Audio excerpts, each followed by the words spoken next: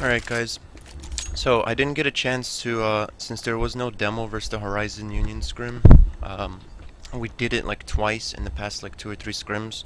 There was like 2 or 3 rounds where it would have been so nice to have it on demo to visualize how this aggro works. And this is what I call the OOF. I've been stressing it more and more. I really want to do it on 2 important rounds tonight in the match, so I want us to be fully prepared for it. Now, it's basically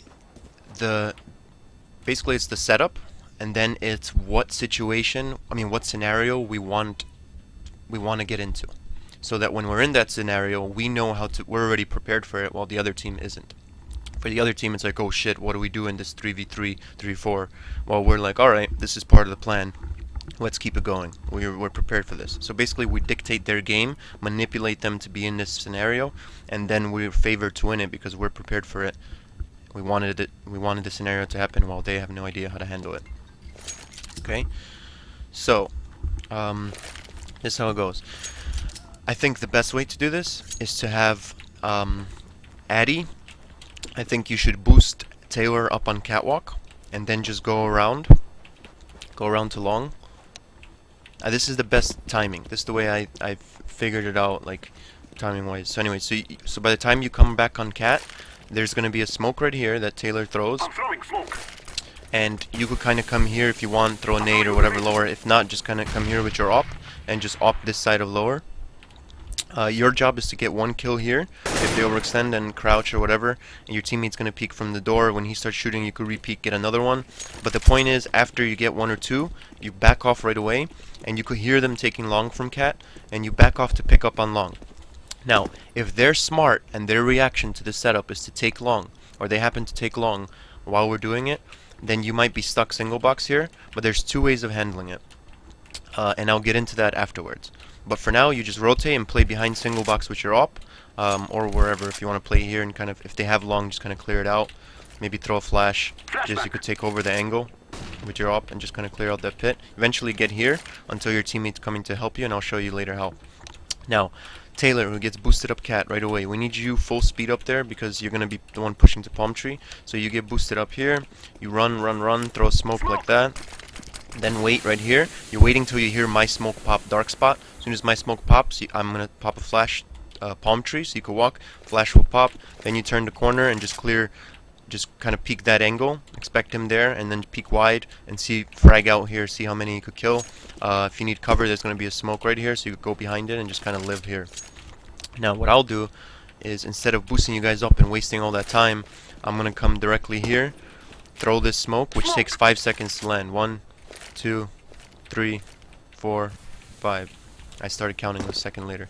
But anyway, so yeah, I'll throw that smoke, then I come right here. You should already be like right by that, where your smoke is. Then I throw a flash that pops, and then I jump across lower. Hopefully they're not here. If I do hear him lower, obviously I won't jump across. I'll wait for Addy to come here. I'll maybe shoot first so they're looking at me, and then Addy gets the kill.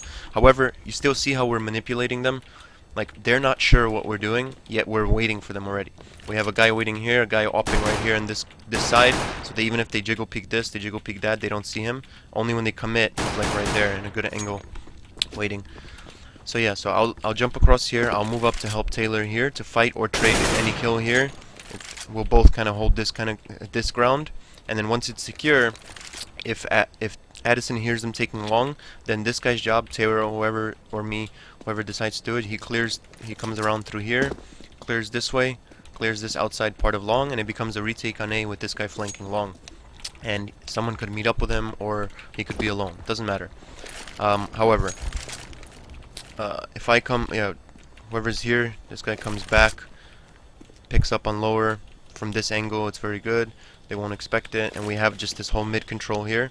And I already said Addison falls back to A, and then whoever's the B helper, whoever helps Matt, I guess, Matt is the B helper. After he throws his shit here, secures the B push, he comes directly down here fast, and also comes here ready to trade anything that me and Taylor shoot here, or trade anything that happens in lower. So that we want to make sure we have these 2 kills. Once we have these 2 kills, we back off into this scenario. Like I said, we want to get into this scenario. And Matt comes back around, and now if they are long and Addison is single box, this is what should happen. This is if they are long. So if they are long, a smoke should be popped somewhere here. I don't care if it's Addison or Matt, if he still has one, or we picked one up, whatever. Pick the dead body up. If you have a smoke from here, single box, you want to just throw it like... Fuck. Yeah, either medium... Fuck, fucked myself up. Either medium toss it, wherever, just so it kind of lands and creates a wall for you. And then you could chuck a flash into it, and you could just move behind it and kind of work around the smoke. Like find little openings, just so you could kill the pick guy.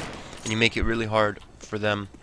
And it gives room for this guy also after he throws that smoke. If he hears them running up or getting ready to run up, he could throw that flash, Matt, and just kind of peek in, get a kill or something here, and then back off. It allows, this creates an opening for the flank. So when you do this and they have 3 guys long, right away they're going to have at least probably all 3 fighting or expecting something here, creating a possibility for this guy, Taylor, to flank long. So if this happens well, this is how it's going to look. If Taylor's going to be like, I'm going to flank long, at the same time you guys are smoking, flashing, saying flashing along, and Taylor just feels like it's going to work because they're occupied.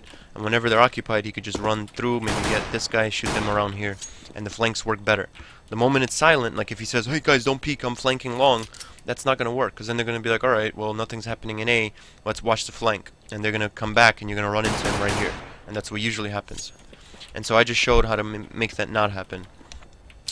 And then, yeah, whoever's stuck here or whatever, he could regroup, come up to catwalk, pick up on cat. Again, this is the scenario we want.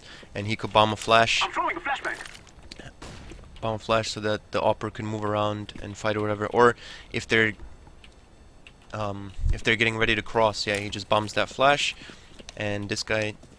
doesn't matter, even if it's not Addison with the op, even if it's a rifle, it's the same thing. I usually come here and hide if they have long. Then once my teammate comes, I'll throw like a...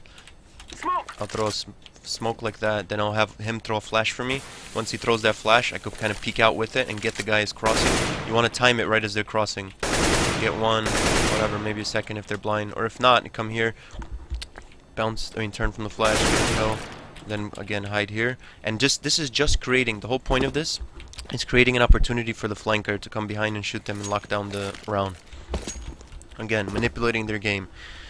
Now, if they are not long, like let's say we do this setup, we take mid control and we're over here and we don't hear anything long, that means they're probably heavy favored towards B. So whoever falls back here, comes here, if Addison clears this out or whoever and says nothing long, then the job is to take over long and push it. This is how I want it done.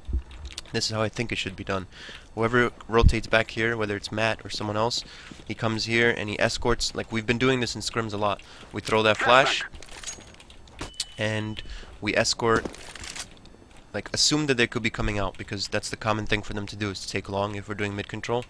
But if they are not out, the best thing to do is to just keep moving and start flanking them. Like just keep going forward. Expect them that they could be walking in here, but I don't think they will be, and just flank them. Chances are they're already going towards B, and just keep pushing it. If they do come in, you'll probably kill 1, maybe even 2 here and back off. Or if they're not, you have a good flank and you create room for the opper to be able to hold A alone.